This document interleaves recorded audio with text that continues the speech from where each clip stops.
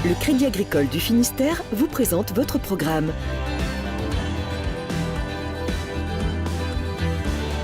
Avec le Crédit Agricole, cap sur les événements de l'été en Finistère.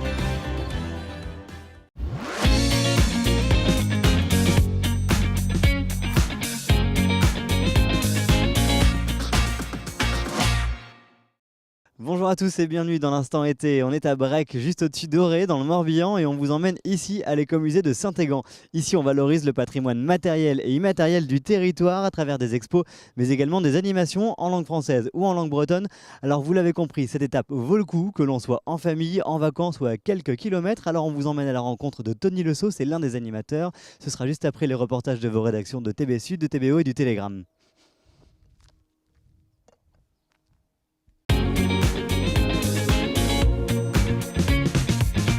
Exactement 615 560 petits Bretons vont faire leur rentrée lundi prochain, ce qui fait 4000 élèves en moins par rapport à l'année dernière.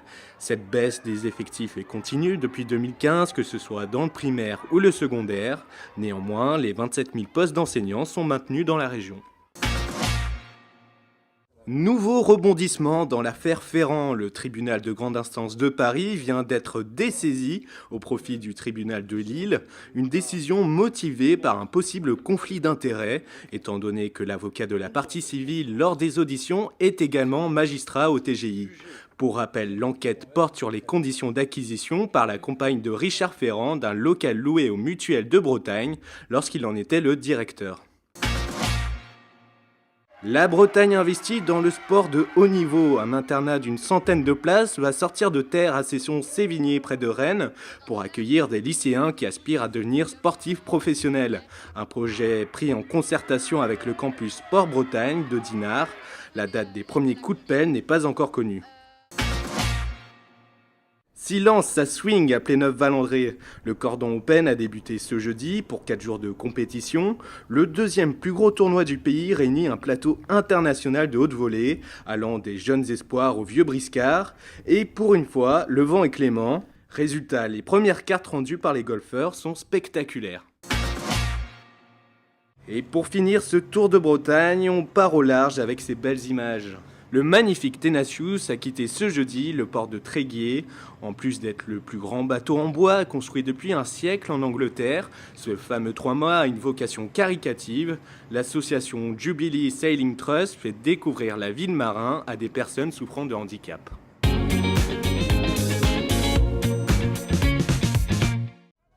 Après 3 jours de course intense, c'est le briochin Anthony Marchand qui remporte la première étape de la solitaire Le Figaro. Elle reliait Le Havre à Saint-Brieuc. Pour ce skipper, c'est une victoire à domicile.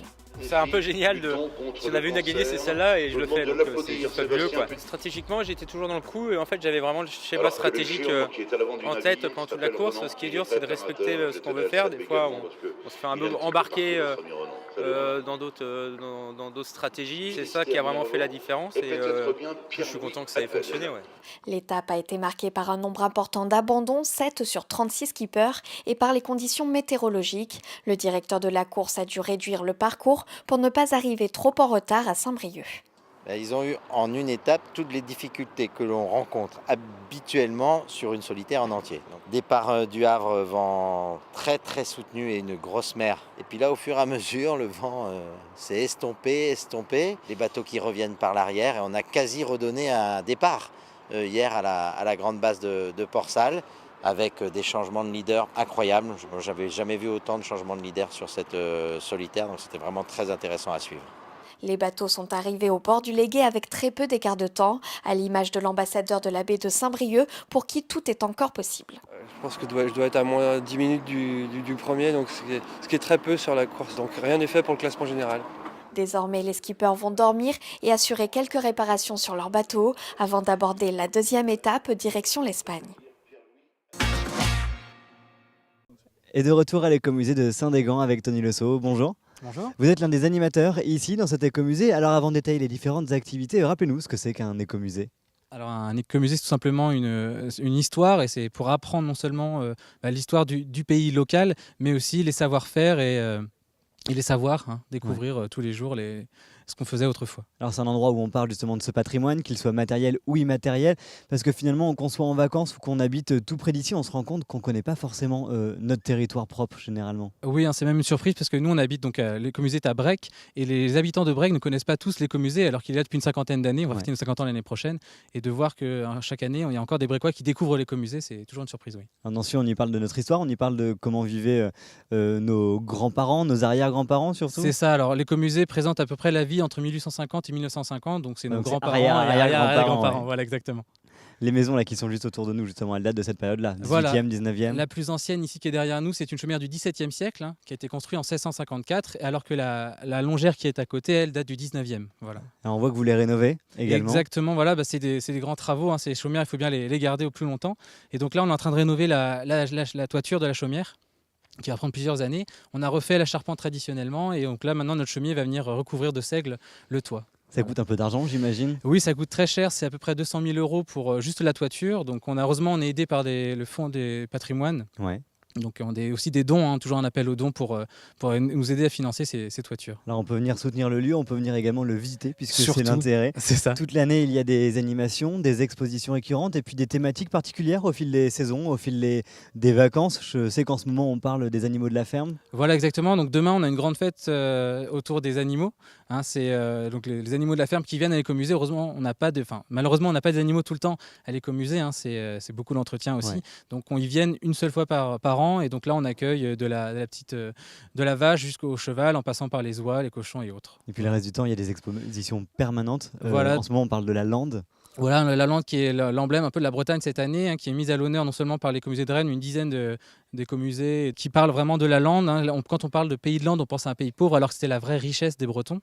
Hein. On s'en sert non seulement pour nourrir les animaux, mais aussi pour la litière et aussi pour le bois, pour le four à pain, par exemple. Toute cette histoire, toutes ces choses-là que vous nous racontez comme ça, mises bout à bout, elles racontent finalement l'histoire et la façon dont vivaient nos ancêtres. J'imagine qu'on vienne visiter ici en famille ou avec sa classe ou de manière scolaire, l'émerveillement ou en tout cas la découverte est assez folle puisque l'écart est fou. Ah oui, Il n'y a que quelques années entre eux et nous, quoi. C'est ça exactement. Se dire que là, par exemple, la chaumière qui est derrière vous, la dernière personne qui habitait là vivait encore avec ses animaux juste derrière une petite cloison, sans électricité ni eau courante. Et ça, c'était dans les années 50.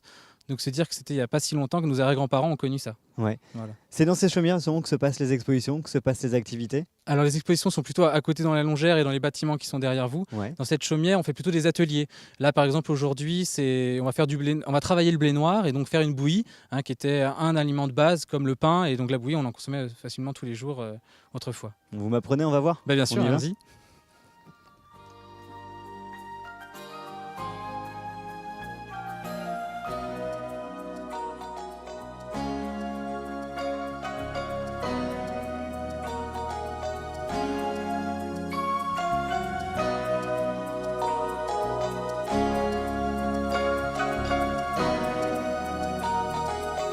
Anthony, on le disait, l'intérêt de ce genre d'endroit, de ces écomusées, c'est qu'on peut venir voir, mais on peut également essayer et se rendre compte de manière concrète par soi-même en fait. Mais oui, exactement. On propose donc tout l'été des animations pour découvrir, par exemple, simplement comment est-ce qu'on faisait la bouillie ou comment est-ce qu'on faisait le beurre traditionnellement. Ouais. Mais aussi, toute l'année, on propose un parcours jeu qui permet de vous inviter à retourner la terre, battre les céréales et autres pour vraiment voir ce que c'était le vrai travail d'autrefois. Donc ça... Ok, eh ben, écoutez, merci beaucoup Tony de nous avoir fait découvrir votre écomusée. Merci à vous de nous avoir suivis. On se retrouve très vite pour un prochain Instant été. Salut.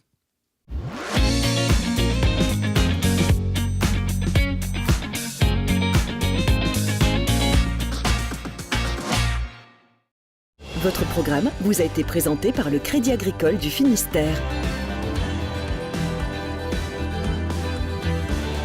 Avec le Crédit Agricole, cap sur les événements de l'été en Finistère.